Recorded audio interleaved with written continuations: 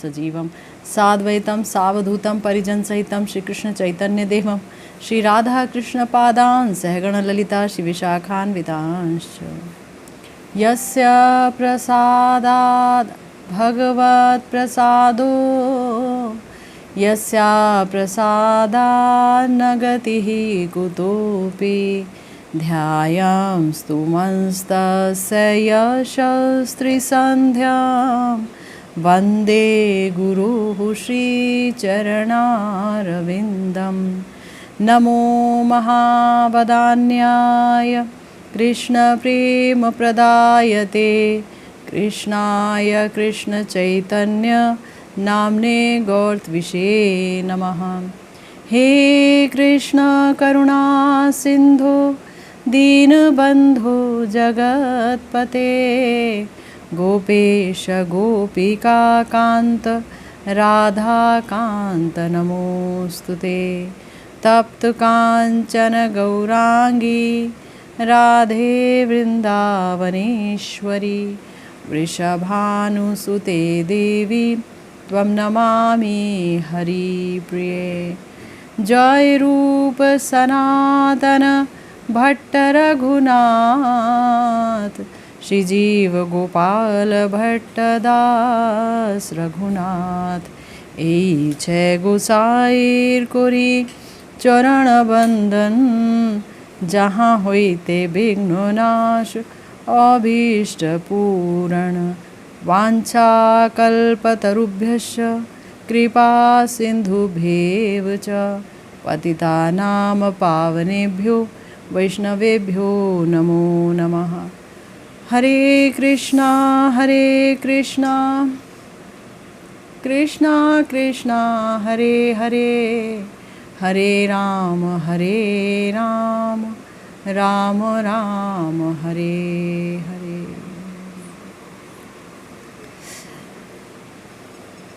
हम सब श्री नरोत्तम दास ठाकुर महाशय की प्रार्थनाओं पर चर्चा करते चले आ रहे हैं। श्री नरोत्तम दास ठाकुर महाशय जो कि स्वयं प्रेम अवतार हैं, स्वयं नित्यानंद प्रभु के प्रेम से ही बने हुए हैं और उन्होंने हमें सिखाया है, साधकों को सिखाया है कि भगवान के चरणों में किस तरह से प्रार्थना करनी चाहिए, क्या प्रार्थना करनी चाहिए, प्रार्थनाओं की विषय वस्तु क्या होनी चाहिए। श्री नरोत्तम दास ठाकुर महाशय श्री वृंदावन वास की लालसा अभिव्यक्त कर रहे हैं। देखिए, जो भी भगवान का प्रिया प्रियतम का भक्त है, श्याम सुंदर का भक्त है, ब्रजेंद्र नंदन का भक्त है, जो भी उनके नाम में, उनके रूप में, उनकी लीलाओं में अनुरक्त है, लीलाओं से प्रेम है, भगवान से प्रेम है, धाम से प्रेम है, वो जब भी उनकी लीलाओं की चर्चा सुनता है तो वो श्री वृंदावन धाम का नाम अवश्य सुनता है, क्योंकि श्री वृंदावन धाम में ही प्रिया प्रियतम का, श्यामा श्याम का नित्य विहार है। उनका वहाँ नित्य विहार है और यहाँ पर ही जब कोई व्यक्ति इस उद्देश्य से आकर के बसता है कि मैं राधा श्याम सुंदर का भजन करूं, उनकी प्राप्ति करूं, उनके प्रति प्रेम मेरे हृदय में विकसित हो, तो ये धाम ही उनको कृपा करके सब कुछ स्फुरित करा देते हैं। प्रिया प्रियतम का प्रेम कैसे अनायास ही हृदय में आने लगता है, हृदय को स्पर्श करने लगता है, पता ही नहीं चलता है, साधन होते चला जाता है, विभिन्न प्रकार के उद्दीपन होते हैं उनकी लीलाओं से संबंधित। आचार्यों की वाणी का कब संग होने लगता है, कब रसिक संतों का संग होने लगता है, जीवन में पता ही नहीं चलता। जहाँ पर एक तरफ श्रीमद् भागवतम ये कहती हैं कि बिना कृष्ण प्रेम के कभी भी देह बंधन से छुटकारा नहीं मिलेगा, है ना। हम महाराज ऋषभ देव के उपदेशों पर जब चर्चा कर रहे हैं रेडियो पर, तो हम ये सुनते चले आ रहे हैं जहाँ पर ऋषभ देव जी ने बड़े ही खुले तौर पर ये बात कही कि जब तक वासुदेव से प्रीति नहीं होगी, प्रीति शब्द का प्रयोग किया गया है। प्रीति यानी प्रेम, प्रेम जिसे कि प्रयोजन तत्व कहा है हमारे श्रीमन महाप्रभु ने, हमारे आचार्यों ने, कि प्रेम ही कमाना है भजन करके और कुछ नहीं कमाना है। तो जब तक उस प्रेम की कमाई नहीं होगी तब तक ये जो देह बंधन है वो भी इससे भी छुटकारा नहीं मिलेगा, और हमारी सांसारिक जो दशाएं हैं उसकी भी आत्यांतिकी प्रलय नहीं होगी, यानी कि कभी भी सूक्ष्म शरीर से भी छुटकारा नहीं मिलेगा, है ना। हमने सुना जहाँ पर उन्होंने कहा था कि भाई जीव को तो देह धारण ही नहीं करनी चाहिए, ये जो भौतिक देह है ना उसे धारण नहीं करना चाहिए था जीव को, क्योंकि वो आनंद का अंश है, उसे तो पार्षद शरीर प्राप्त करना चाहिए था। लेकिन वो पार्षद शरीर प्राप्त नहीं कर पाता है। क्यों? क्योंकि उसके हृदय में इतनी वासनाएं होती हैं कि ये वासनाएं जमा हो करके अनेक प्रकार के फल पैदा करने लगती हैं। बीज ही जब फलोन्मुखी हो जाता है तो प्रारब्ध बन जाता है, तो जब प्रारब्ध बनता है तो उसे भोगना पड़ता है, भोगते भोगते फिर से नई वासनाएं जन्मती हैं मनुष्य शरीर में, और ये सिलसिला चलता रहता है। तो ये वासनाएं क्यों जन्मती हैं? क्योंकि हमने ये बात जानी, ये वासनाएं इसलिए जन्मती हैं क्योंकि हमारे हृदय में अपने सुख की कामना होती है। अपना सुख भी ठीक है, लेकिन देह के सुख की कामना होती है जो कि जड़ है। हम देह नहीं हैं, हम चेतन हैं, हम जीव हैं, हम पृथक हैं देह से। ये बात कहीं से भी हृदय में जाती नहीं है।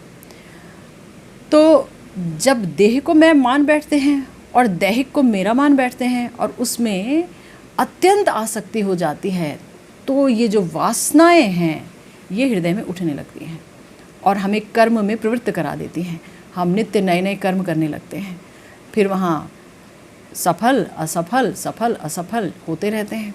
सफलता भी झूठ है और असफलता भी झूठ है, क्योंकि जो भी भगवान से संबंधित नहीं है वो सभी झूठ है, सब असत्य है, सब बेकार है, सब माया है।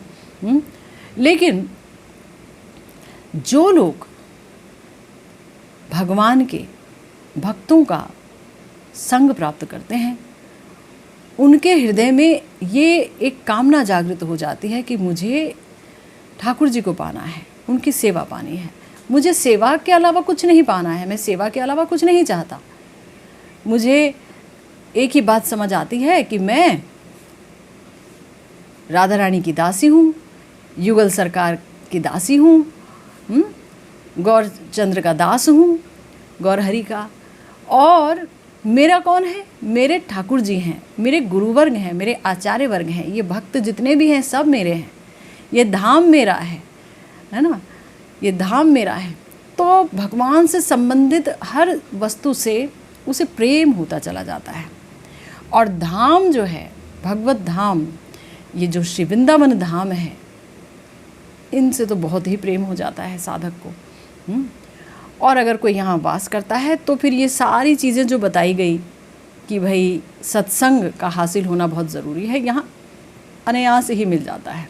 हर व्यक्ति को जो भी ढूंढ रहा है उसे मिल जाता है। तो हमारे श्री नरोत्तम दास ठाकुर महाशय तो और भी आगे की कक्षा की बात कर रहे हैं, जहाँ पर प्रिया प्रियतम के प्रति, ठाकुर जी के प्रति बहुत आसक्ति हो जाती है एक भक्त को, और उसके हृदय में अब यही वासना जागृत होती है कि मैं वृंदावन धाम छोड़कर, ब्रज धाम छोड़कर अन्य कहीं वास नहीं कर सकता। तो हमारे श्री नरोत्तम दास ठाकुर महाशय जब खेतुरी में थे तो वहाँ बैठ कर के उन्होंने इन प्रार्थनाओं को लिखा और श्री वृंदावन धाम को बारंबार याद किया, है ना, और कहा कि वो दिन कब आएगा, करंग कोपीन लैया छेड़ा का था गाय दिया, त्यागिया सकल विषय। वृंदावन वास का आनंद ही तब है जब हम समस्त विषयों को त्याग सके, त्यागिया सकल विषय, है ना।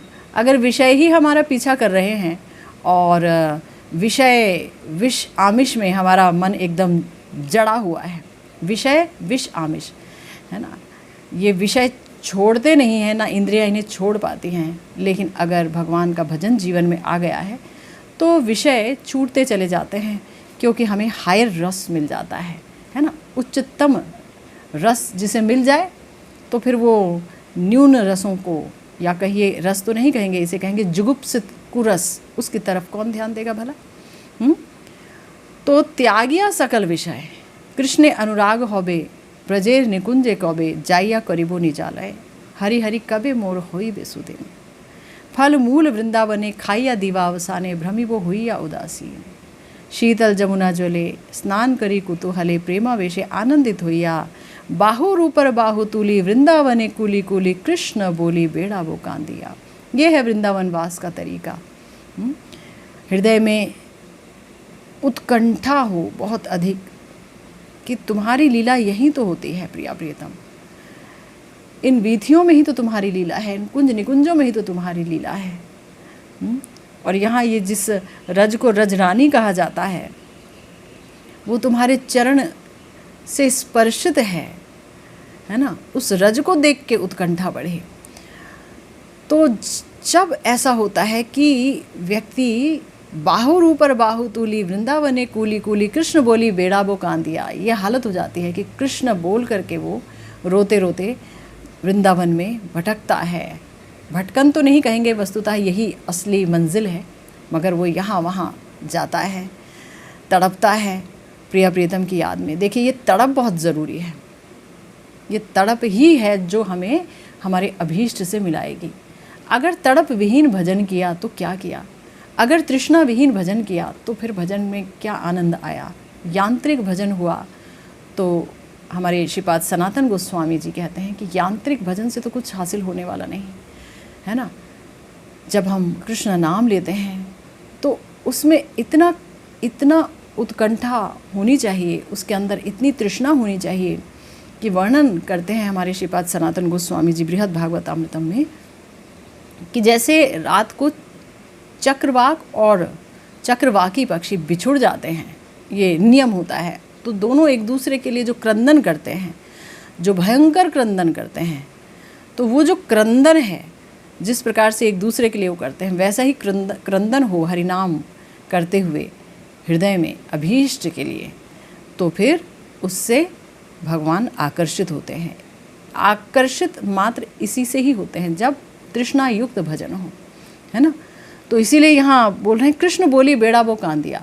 अब भाई ये तो नरोत्तम दास ठाकुर महाशय, ये तो राजकुमार रहे हैं, इनको क्या ज़रूरत है ये बोलने की कि मैं फल मूल खाऊंगा वृंदावन में और उदासीन होकर के भ्रमण करूंगा, यमुना जी में स्नान कर लूँगा, जो कुछ भी मिलेगा मधुकरी करके मैं खा लूँगा।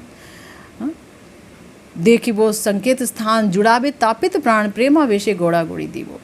तापित प्राण हो जाते हैं एक साधक के, एक भक्त के, कृष्ण भजन करते करते, कृष्ण अनुराग से युक्त होकर। जब श्री कृष्ण के प्रिया प्रियतम के अनुराग से वो एकदम युक्त हो जाता है, उसके अंदर जब प्रिया प्रियतम के दर्शन, उनके स्पर्शन, उनकी सेवा की चाहत जोर मारने लगती है, तब उसका हृदय एकदम विरह से व्याकुल हो जाता है, तप्त होने लगता है। तो वो तप्त प्राण कहाँ पर जाकर के शीतल होंगे, तो श्री वृंदावन धाम में ही शीतल होंगे।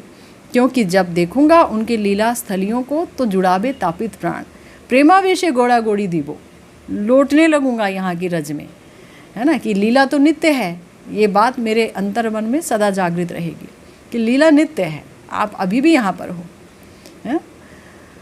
तो कहाँ राधा प्राणेश्वरी, कहाँ गिरिवरधारी, कहाँ नाथ बोलिया डाकी बो, माधवी कुंजे रूपरी सुखे बोशी, सुख सारी गायबेक राधा कृष्ण रस, तरु मूले बोसी ताहा चुनी जुड़ाई बेहिया, कबे सुखे गोआ बो दिवस, श्री गोविंद गोपीनाथ श्रीमती राधिका साथ देखी बो रत्न सिंहासने, दीन नरोत्तम दास करिए दुर्लभ आश, ए मति होई भी कतो दिने। हमारे प्यारे गुरुदेव अपनी सुधा गणिका व्याख्या में बहुत ही सुंदर वर्णन कर रहे हैं श्री नरोत्तम दास ठाकुर महाशय के इस मार्मिक प्रार्थना का। उन्होंने कहा कि देखिए ब्रजवास की जो विपुल लालसा है वो सुमेरु शिखर की तरह श्री नरोत्तम दास ठाकुर महाशय के हृदय में सिर उठाए खड़ी है। और उन्होंने एक श्री वृंदावन महिमामृतम से श्री प्रबोधानंद सरस्वती पाद जी का एक बहुत सुंदर श्लोक भी उद्धृत किया, जहाँ उन्होंने बोला, कंथा कोपिन वासास तरु तलपतिते फल्यादेः क्लप्त वृत्ति ही कुर्वन्न व्यर्थ वार्ताम कथमपि ना वृथा चेष्टया कालयापि त्यक्त्वा सर्वाभिमानम प्रतिगृहमटनम तुच्छ भैक्ष्याय कुर्वन् वृंदारण्ये निवत श्याम्य निशमनुसरण राधिकैकात्मलोकान। कंथा कोपिन धारण कर, यानी अच्छे अच्छे कपड़ों की चाहत छोड़ करके, अच्छे कपड़ों में दिमाग नहीं खपाना है, ये कपड़े अच्छे हैं, ये सुंदर दिखते हैं कि नहीं, लोगों को कैसे लगेंगे, आयरन हैं कि नहीं हैं, अरे इनको फटने से बचाओ, अरे इनमें नेफ्थलिन बॉल्स रखो, ये दिमाग नहीं लगाना है।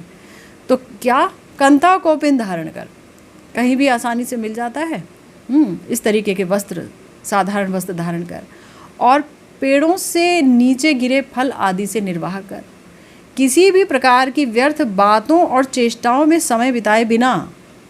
भाई बहुत इंपॉर्टेंट बात कह रहे हैं श्रील प्रबोधानंद सरस्वती पाद जी, किसी भी व्यर्थ बातों और चेष्टाओं में समय बिताए बिना, क्योंकि समय हाथों से निकलता जा रहा है, कुछ समय का पता नहीं है। आजकल तो और भी पता नहीं चलता कि कब किस पर कैसी बिजली गिरी है, किसको महामारी ने चपेट में ले लिया, किसको अन्य किसी चीज़ ने चपेट में ले लिया। जन्म लेते ही जाने का टिकट पहले ही जेब में रख देते हैं भगवान कि भाई जाना भी होगा, मनुष्य देह मिली है तो जल्दी जल्दी आप अपना कार्य कर लीजिए, भजन कर लीजिए और प्रेम को हासिल कर लीजिए। कृष्ण प्रेम जो प्रयोजन तत्व है उसे हासिल कर लीजिए। तो समस्त जो व्यर्थ बातें हैं, अब व्यर्थ बातों की परिभाषा क्या है तो हम जानते हैं, हमारे शास्त्र कहते हैं श्री कृष्ण विषयक जो बातें नहीं हैं वही व्यर्थ बातें हैं। अन्य कथा गंडगोल, श्री नरोत्तम दास ठाकुर महाशय ने कहा है कि अन्य बातें सब बेकार हैं, उनको छोड़कर अन्य चेष्टाओं में समय बिताए बिना, यानी कृष्ण प्राप्ति, कृष्ण भजन प्राप्ति, श्री कृष्ण प्रेम प्राप्ति से संबंधित जो चेष्टाएं हैं, उसके अलावा जो समस्त चेष्टाएं हैं उनमें ज़्यादा समय नहीं खपाना है ना। ये नहीं सोचना है कि अगर मान लीजिए मेरी नौकरी लग गई या मेरे को इतना पैसा मिल रहा है तो उसका डबल कैसे हो, उसका 10 गुना कैसे हो, ये नहीं सोचना है। या ये नहीं सोचना है कि हाँ अब मुझे नौकरी में प्रमोशन कैसे प्राप्त करनी है, अब मैं थोड़ा और अच्छा पढ़ लूँ और ज़्यादा पढ़ लूँ तो और मेरा अच्छा पैकेज आ जाएगा। क्योंकि जिस कल को पाने के लिए या कल को संभालने के लिए हम इतनी अधिक मेहनत कर रहे हैं, वो कल हो सकता है हमारी ज़िंदगी में ना भी आए, और अगर आ भी गया तो भी क्या फ़ायदा, है ना। क्योंकि उम्र सारी निकल ही गई तो उस कल को भी भोग नहीं कर पाएंगे और आज तो गया ही हाथ से, तो फिर क्या करें। हमारे शास्त्र कहते हैं जो सहज रूप से उपलब्ध हो जाए, जो सरलता से उपलब्ध हो जाए, चाहे वो कम ही क्यों ना हो, उतना करते हुए, उतना कमाते हुए, हमारे कितने ही आचार्यों ने दिखाया है ऐसा। कबीर जी हैं, रैदास जी हैं और भी अनेक आचार्य हैं। तो उतना ही कमाते हुए बाकी समय क्या करना है, भजन करना है, साधन करना है। साधन मतलब अगर हमारी मंजिल है कृष्ण प्रेम प्राप्ति, हमारी मंजिल है युगल सरकार का दास्यम प्राप्त करना, हमारी मंजिल है या फिर हमारी मंजिल है कि हम इस दुनिया में मल्टी मिलियनर बन जाएं, अरबपति बन जाएं, तो उसको प्राप्त करने के लिए जो कुछ करेंगे उसे साधन कहते हैं। तो कृष्ण प्रेम प्राप्त करने से संबंधित साधन जैसे कि श्रवण, कीर्तन, स्मरण, अर्चन, वंदन, है ना, ये मुख्य साधन है। और हमारे श्रीमन महाप्रभु ने भी 5 साधन बताए हैं, वो सारे साधन, और श्री रूप गोस्वामी जी ने इन समस्त नवधा भक्ति के साधनों को बहुत अच्छे से एक्सप्लेन किया है 64 साधनों में, वो समस्त साधन। इनके अलावा, इन चेष्टाओं के अलावा, यानी कि चेष्टाएं होती हैं या काया से होती है या मानसिक होती है या वाचिक होती है। 3 प्रकार की चेष्टाएं होती है, कायिक, मानसिक और वाचिक। काया से अगर हम जो चेष्टा करें, जो भी हमारे हाथ पैर हिले डुले जाएं आएँ कुछ भी करें, वो कृष्ण प्रेम प्राप्ति के लिए होना चाहिए। आँखें ग्रंथ पढ़ें या कृष्ण रूप दर्शन करें, श्री विग्रहों की सेवा करें, हाथ जो है मंदिर मार्जन करें, श्री कृष्ण की सेवा करें, पैर जो हैं वो श्री कृष्ण की लीला के स्थानों में जाएं, भक्तों के यहाँ जाएं, भक्तों की सेवा करें शरीर से। तो ये सब जो चेष्टाएं हैं ये है कायिक सेवा, कायिक चेष्टा। मानसिक है तो मानसिक रूप से भजन करें, मन को भगवान में लगाएं। मन मना भव मद भक्तो मद्याजी माम नमस्कुरु। भगवान कहते हैं भगवद गीता में, मुझ में मन लगा, मुझ में मन लगा। मन ही मांगते हैं हर जगह। अगर हम श्रीमद् भगवद गीता को पढ़ते हैं तो देखते हैं कि वो सबसे जो इम्पोर्टेंट बात है वो यही कहते हैं, भाई मुझे मन दे दो, मन, और कुछ नहीं मांगते। सारी इंद्रियां अपने पास रखो, मन मुझे दे दो। तो ये है मानसिक चेष्टा। स्मरणांग भजन करें। हमारे आचार्यों ने अष्टयाम लीला का चिंतन करने की आज्ञा दी है, उसमें प्रवेश करें।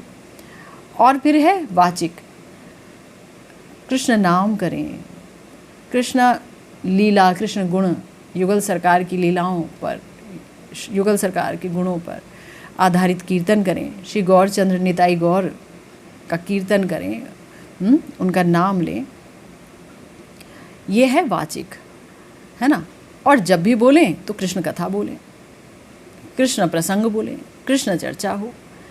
तो जब तीनों प्रकार की चेष्टाएं श्री कृष्ण की तरफ दौड़ेंगी तो फिर हमारी भक्ति परिपक्व होती चली जाएगी। क्योंकि जिसके लिए चेष्टा होती है प्रेम उसी से होता है। अगर एक छोटे से बच्चे के लिए कोई चेष्टा करता है, बच्चे को पालता है ना 0 ईयर से लेकर के और फिर वो 20 साल तक, तो बच्चे से ही प्यार हो जाता है। बच्चा चाहे उसे कितनी भी खरी खोटी क्यों ना सुनाए, वो बच्चे को नहीं छोड़ पाता, क्योंकि जो है बच्चे से प्रेम हो गया है। इसी तरह से अगर हमारी तीनों प्रकार की चेष्टाएं भगवान के लिए होंगी तो भगवान से प्रेम करना आसान है ना, तब मुश्किल बात नहीं है। तो इसीलिए यहाँ बताया कि इस चेष्टाओं में, यानी अन्य चेष्टाओं में समय बिताए बिना और सारा अभिमान त्याग कर, सारा अभिमान त्याग कर। और त्यागा तो ठीक है सारा अभिमान, मैं स्त्री हूँ या मैं पुरुष हूँ, मैं इसका बेटा हूँ या उसकी माता हूँ, मैं डॉक्टर हूँ कि मैं फला फला हूँ, मैं फला फला हूँ, ये सब कुछ त्याग कर। तो क्या हूँ मैं जी, मैं क्या हूँ फिर? गुरुदेव ने हमें कृपा करके बोला कि आप श्री राधा रानी के चरणों की दासी अनुदासी हो, यानी गुरु मंजरी की दासी हो और उनके ही निर्देशन में, है ना, आप प्रिया जी की, प्रियतम की सेवा करते हैं। तो दासी अनुदासी है। तो ये हमारी आइडेंटिटी है। ऐसा नहीं है कि हम आइडेंटिटी लेस से हैं, हमारा कोई परिचय नहीं है, ऐसा नहीं है, यही एकमात्र परिचय है। तो अन्य समस्त अभिमान त्याग कर इस एक अभिमान को लेकर कि मैं प्रभु आपका हूँ, मैं आपका हुआ, मैं आपका हुआ हूँ। देखिए ठाकुर जी ने एक बात बोली है कि जो कोई हृदय से ये बात कह दे और कहना ही नहीं है, उस पर चले कि मैं आपका हो गया, तो फिर मैं उसे कभी नहीं त्यागता, है ना। ये ठाकुर जी ने, श्री रामचंद्र जी ने प्रतिज्ञा की है। ठाकुर जी की प्रतिज्ञा है कि अगर कोई अनन्य भाव से मेरा भजन करता है तो वो चाहे सुदुराचार भी क्यों ना हो तो भी उसे साधु समझना। मैंने उसे साधु बोल दिया, क्षिप्रम भवति धर्मात्मा, जल्दी धर्मात्मा हो जाएगा। कौन ते प्रति जान ही नामे भक्त्या प्रणश्यति, मेरे भक्त का कभी विनाश नहीं होता। तो अभिमान क्या रखना है कि मैं बस आपका दास अनुदास हूँ। और फिर क्या तुच्छ भिक्षा के लिए प्रत्येक घर जाकर, क्यों है गौड़ीय वैष्णवों में मधुकरी की ये परंपरा बहुत अधिक है, क्यों है? इससे दो बातें होती हैं। एक तो ये जो हमारा जड़ीय देह का अभिमान है ये टूटता है, क्योंकि जब हम किसी के घर में भिक्षा मांगने जाते हैं तो वहाँ से हमें हमेशा आदर मिले, प्रेम मिले, ज़रूरी नहीं है। हो सकता है कोई गालियाँ ही दे दे, कोई 2 बात सुना दे, कोई 4 बात बोल दे। तो क्या है कि वो चोट लगते लगते अभिमान पर, वो अहंकार पर, तो वो जो मिथ्या अहंकार है इस शरीर और शारीरिक का, वो जो व्यर्थ अहंकार है, वो अभिमान है, वो टूटने लगता है, गिरने लगता है ना। तो ये तो पहली बात। और दूसरी बात ये कि अगर हम भजन कर रहे हैं, अगर कोई भजन कर रहा है सब कुछ छोड़ के ही आया है, तो फिर वो घर गृहस्थी भी छोड़ के आया। घर गृहस्थी चौकी बर्तन सबको ले के नहीं आया है, वो सीधा आया ही इसलिए है कि मैं वृंदावन वासियों से मांग लूँगा, क्योंकि वो तो कृष्ण स्वरूप हैं, ठाकुर जी के स्वरूप हैं सारे प्यारे ब्रजवासी। वो कुछ भी देंगे तो उसे भक्ति ही पुष्ट होगी, और वही ठाकुर जी को भोग लगा के मैं पालूँगा, है ना, वही पालूँगा। तो इसलिए तुच्छ भिक्षा के लिए प्रत्येक घर जाकर श्री राधिका के ही निज जनों का अनुसरण कर मैं निरंतर वृंदावन वास करूँगा। श्री राधिका के ही निज जन कौन है? मंजरियाँ। मंजरियाँ किस प्रकार से प्रिया प्रियतम की सेवा करती हैं, ये हम कहाँ से सीखेंगे? ये हम सीखेंगे हमारे प्यारे श्री रूप जी, श्री रघुनाथ जी, श्री सनातन गोस्वामी जी, इन सब के ग्रंथों से। श्री विलाप कुसुमांजलि, श्री स्तवमाला, श्री स्तवावली, श्री राधा रसुधानिधि, श्री प्रबोधानंद सरस्वती पाद जी द्वारा रचित, इन सब से हम सीखेंगे, है ना। इनकी जो वाणी है वही हृदय में राधा दास्यम के लिए आग्रह उत्कंठा जागृत करेगी। इनकी वाणी के बगैर, उसका सहारा लिए बगैर कभी नहीं होगा। जो हमारे महाजन पदावलियाँ लिख गए हैं, उन पदावलियों का आश्रय लेना पड़ेगा।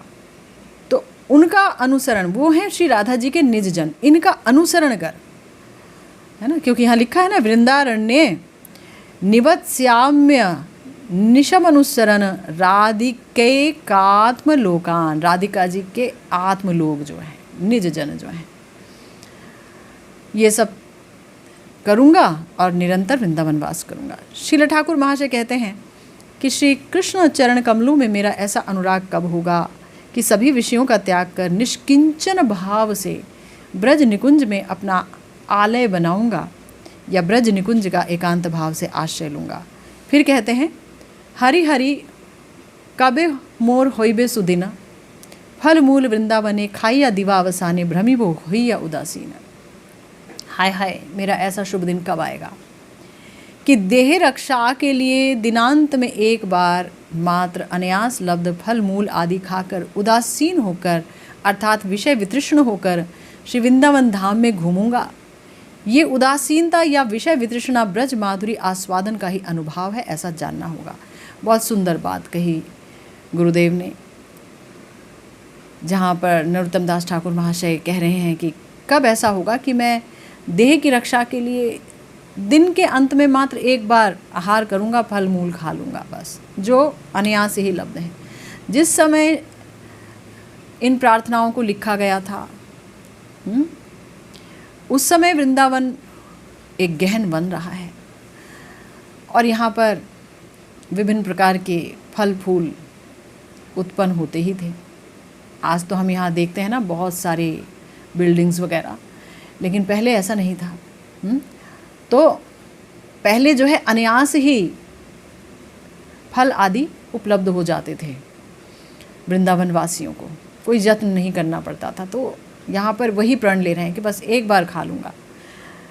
अब यहाँ पर गुरुदेव कह रहे हैं बहुत सुंदर बात कि ये जो उदासीनता है विषयों के प्रति, अरे भाई आप तो राजकुमार रहे हैं, नरोत्तम दास जी तो राजकुमार रहे हैं, और राजा के बेटे को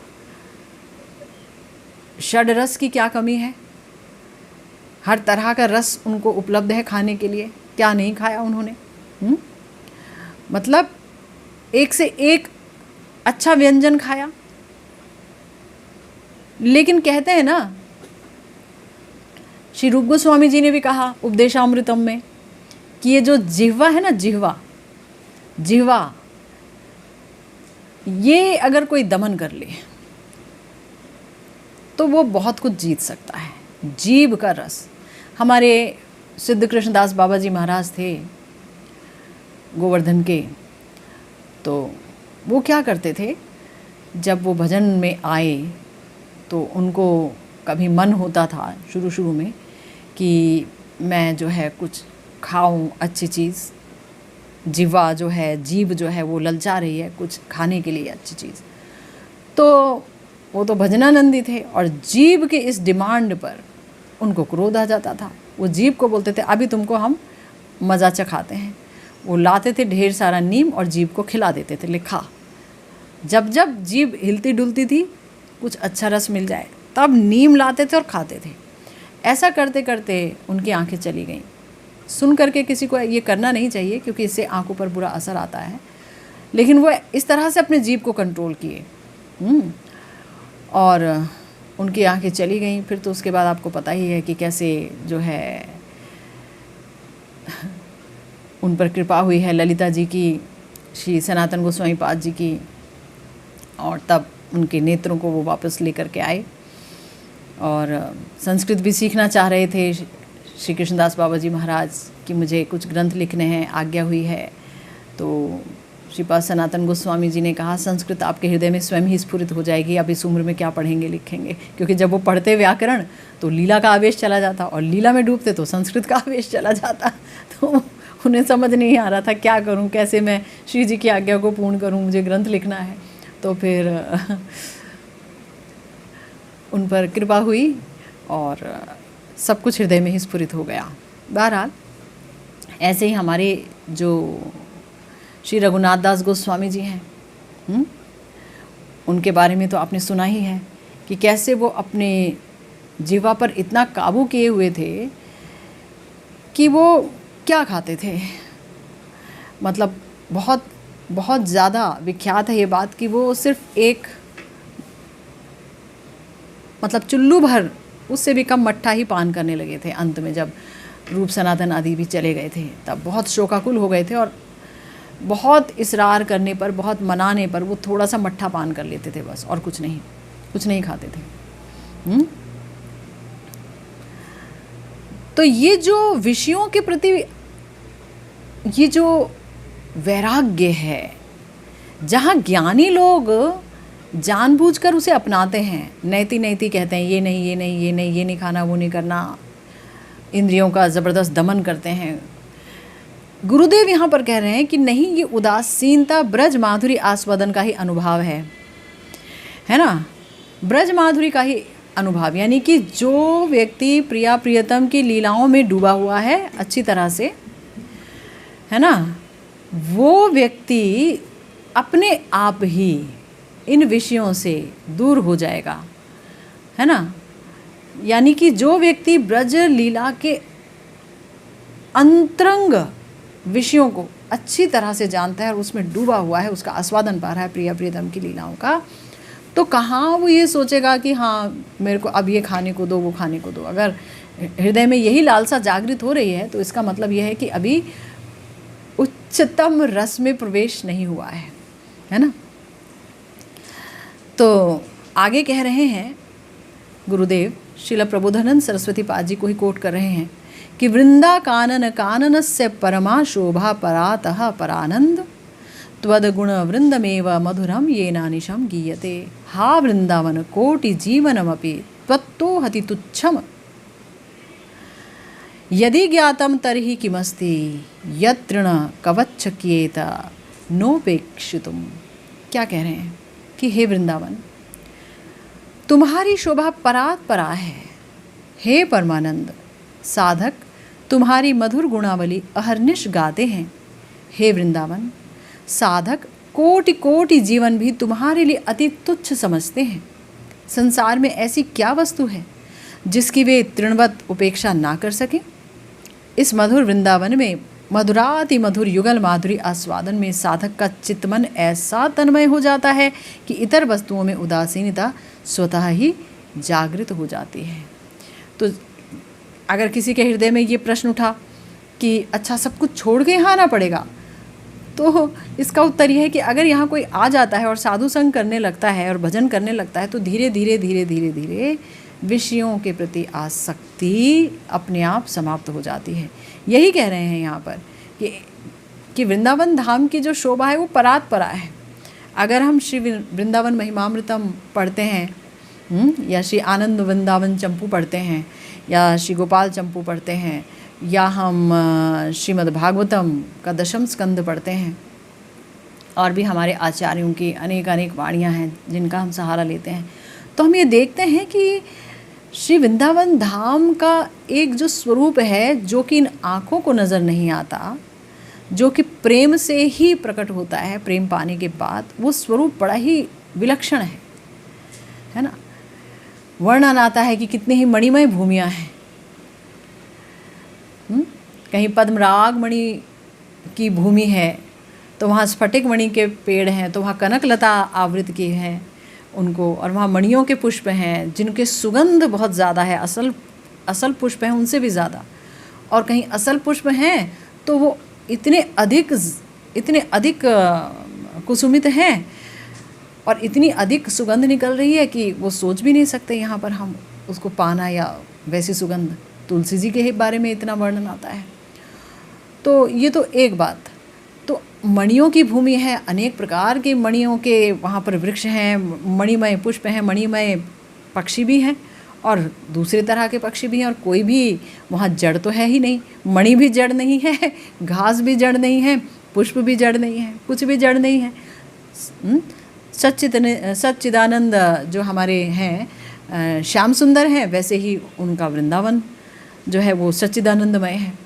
तो कहने का अर्थ ये है कि ये जो वन शोभा है वो इस हद तक है, परा शब्द का इस्तेमाल किया गया, यानी इतनी अधिक है ये वन शोभा, इतनी अधिक है कि कोई उस वन शोभा को देखे तो वो वहीं पर ही अटक जाए, अगर वो देख पाए। ये प्रपंच जगत को देखने के लिए जो जड़ आंखें मिली हैं उनसे नहीं देखा जा सकता ये सब। ये तो प्रेम नेत्र प्राप्त करने के बाद ही सुसंभव है। हमारे आचार्यों को प्रेम नेत्र प्राप्त हैं क्योंकि वो भगवान के नित्य सिद्ध परिकर हैं, तो उनके लिए सब कुछ बहुत सहज रहा। तो बोलते हैं कि हे परमानंद साधक तुम्हारी गुणावली अहर्निश गाते हैं।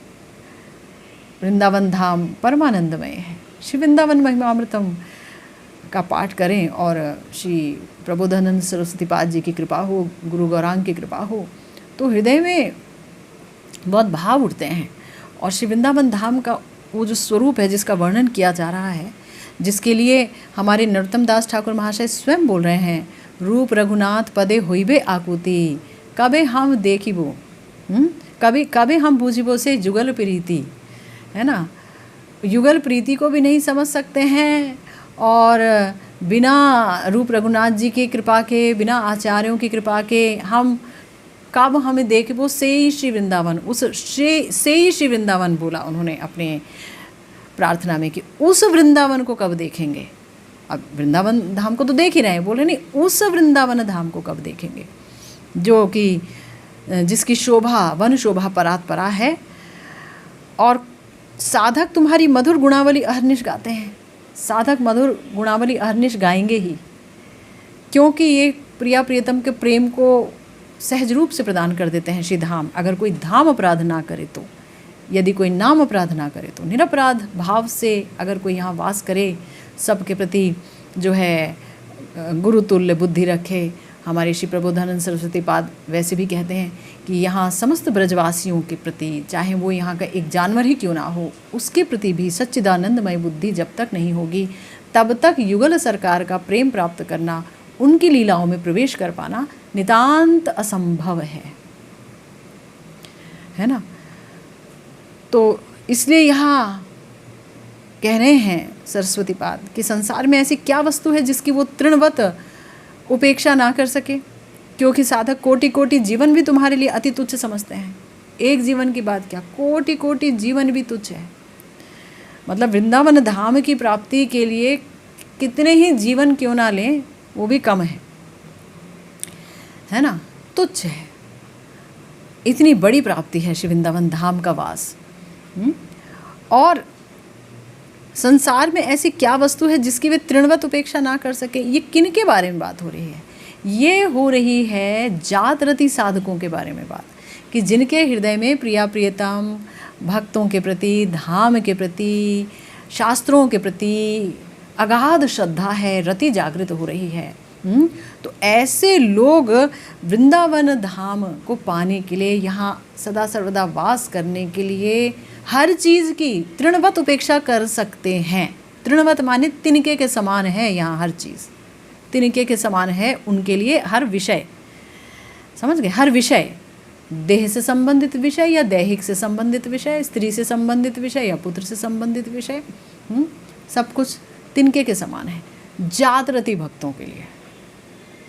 अभी जो विषयों से लड़ रहे हैं, जैसे माधुर्य कादम्बरी में वर्णन है, विषय संग्रह एक स्थिति होती है अनिष्टतापूर्वक जो कोई भजन करता है, तो जो विषयों से संग्राम कर रहे हैं, ये करूं कि छोड़ूं, ये हो कि ना हो, है ना, उनके बारे में बात नहीं हो रही है। क्योंकि तृणवत उपेक्षा करने के लिए बहुत साहस चाहिए, बहुत ज़्यादा श्रद्धा चाहिए, बहुत ज़्यादा प्रेम चाहिए, बहुत ज़्यादा विश्वास चाहिए। विषयों की तृणवत उपेक्षा हर कोई नहीं कर सकता है, इसके लिए बहुत कृपा की आवश्यकता है। तो साधन भजन ऐसा होना चाहिए कि गुरु गौरांग की कृपा आकर्षित हो सके, और कृपा होगी तो साधन भजन और सुंदर होता चला जाएगा।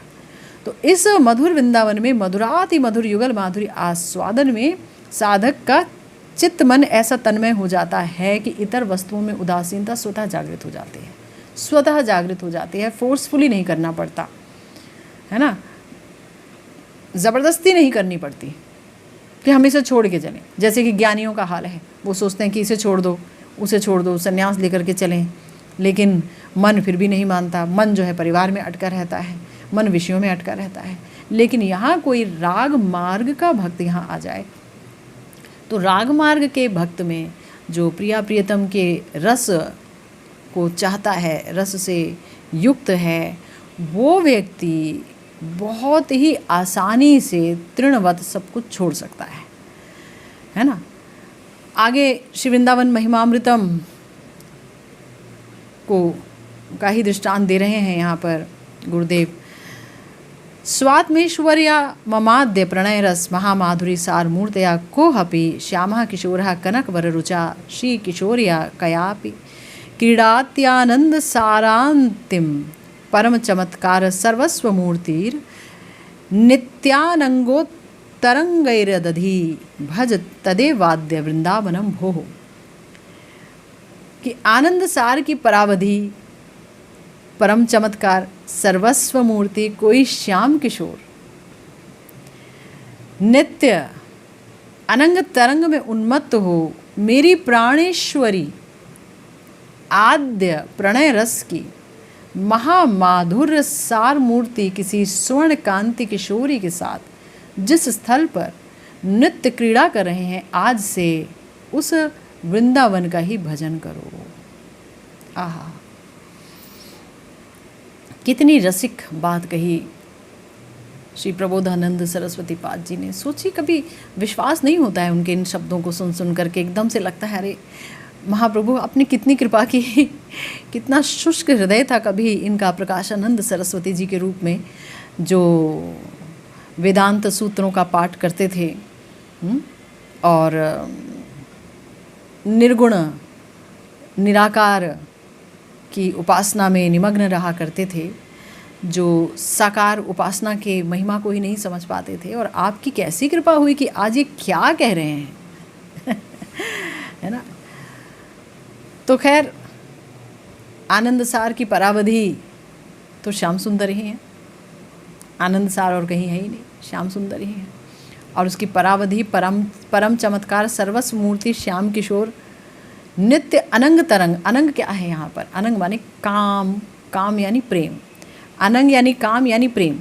अर्थात ब्रज में निकृष्ट प्राकृत काम तो है नहीं, यहाँ तो अप्राकृत कामदेव है, यानी स्वयं मदन मोहन है, जिसने मदन को भी मोहित कर दिया, जो मनमथ है ना, जिसने मदन को भी एकदम मत करके रख दिया ऐसे चिर विजयी श्याम सुंदर, जो कि कामदेव के भी अंशी, प्रद्युम्न जी के भी अंशी हैं, है ना। प्रद्युम्न जी से ही कामदेव प्रकटित हैं और प्रद्युम्न जी के भी अंशी हैं श्याम सुंदर। और वो प्रेम रस में डूबे हुए हैं, प्रेम रस ही उनको उन्मादित कर सकता है।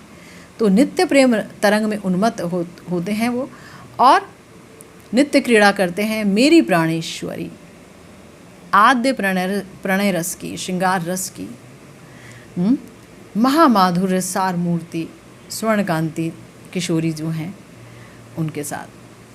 तो जहाँ वो करते हैं तो कहाँ करते हैं? दिल्ली में करते हैं, बॉम्बे में करते हैं? नहीं, कहाँ करते हैं? श्री वृंदावन धाम में। तो उस वृंदावन धाम का हमेशा ही भजन करो। इसके पश्चात पद के शेष अंश में वृंदावन वास में भाव चेष्टाओं का मनोरथ व्यक्त करते हैं। शीतल जमुना जले एमति होइवे कतो दिने। तो बहुत सुंदर यहाँ से जो है यहाँ पर व्याख्या है। श्रीमन महाप्रभु ने चाहा तो हम इस व्याख्या पर आगे चर्चा करेंगे। आज के लिए अभी आज की जो भागवती चर्चा है यही विश्राम लेती है। जय जय श्री राधे श्याम, श्री गुरु निताई गौर सीतानाथ प्रेमानंदे हरि हरि।